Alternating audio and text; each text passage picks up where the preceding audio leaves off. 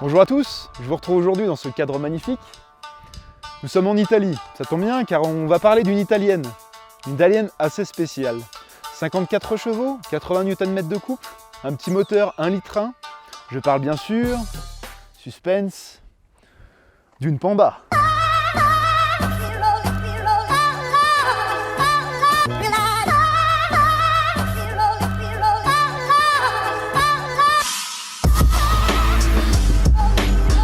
Bien sûr, tout le monde va se dire, une Panda, oh, c'est quoi cette vieille bagnole? Elle est pas si vieille que ça, elle date de 2002, elle n'a que 13 ans. Vous moquez pas.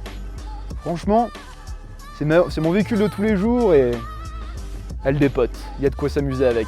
Donc on va faire un petit essai routier avec vous. Ben nous voilà dans la Panda, on va faire un petit test de conduite. Donc je vais vous parler de la tenue de route, ce qui est bien pour cette petite route de montagne qui est assez sympa. Et puis on va parler aussi de son magnifique aérodynamisme. C'est aussi aérodynamique qu'une brique tout simplement.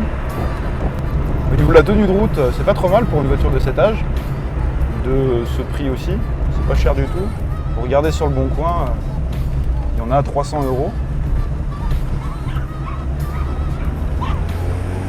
€. Avec ses 54 chevaux et son poids d'1,5 tonne, franchement,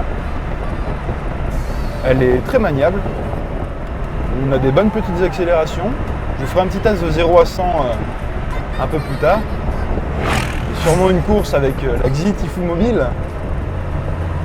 Si on arrive à trouver une route qui s'y prête. Et franchement, c'est une bonne petite voiture. On va faire un petit dépassement.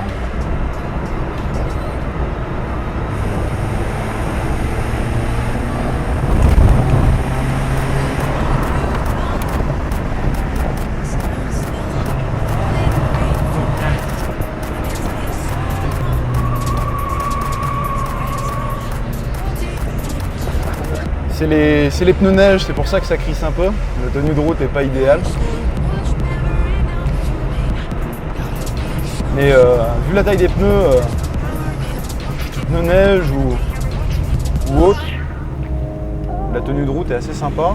Même dans la boue, dans les petits chemins, il n'y a aucun problème.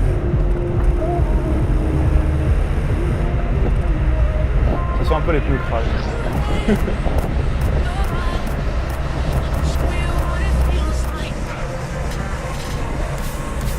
Alors si vous êtes grand comme moi, c'est pas la voiture idéale.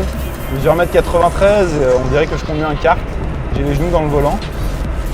C'est pas idéal, surtout pour les grands trajets. Mais on s'habitue.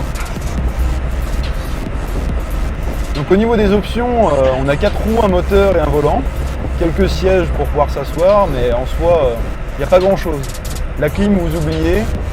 L'autoradio, d'origine, je suis même pas sûr qu'il y en ait un.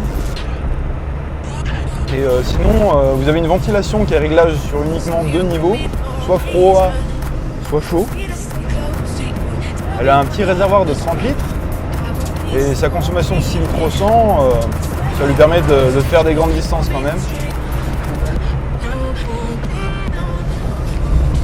Le seul souci qu'elle a, c'est qu'elle est noire. J'ai rien contre les noirs, sauf qu'en été, quand il fait chaud et que c'est au soleil, c'est un vrai four, c'est tout.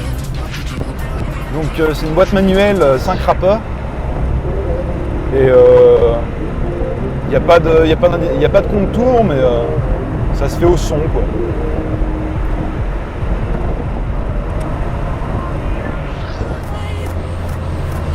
Au niveau des freins, on a 2 freins à disque à l'avant et 2 freins à tambour à l'arrière. Ils font plutôt bien leur travail. Il n'y a pas d'ABS. Donc au niveau du moteur, ce petit 1,1 litre avec une distribution à chaîne, il n'y a pas grand chose à faire dessus, on met de l'huile, de l'essence, ça fonctionne. Il n'y a pas de souci particulier avec ce moteur. En revanche, avec la ligne d'échappement, de temps en temps il y a un peu trop d'humidité qui rentre dans la ligne et du coup ça fait plein de petits trous. Donc soit on a le bruit d'une Formule 1 ou alors on change de pot d'échappement si on ne veut pas avoir trop de soucis au niveau des autorités. Là sur cette voiture il y a tout qui est d'origine. Sauf des portions de peau qu'on a changées, mais sinon tout est d'origine.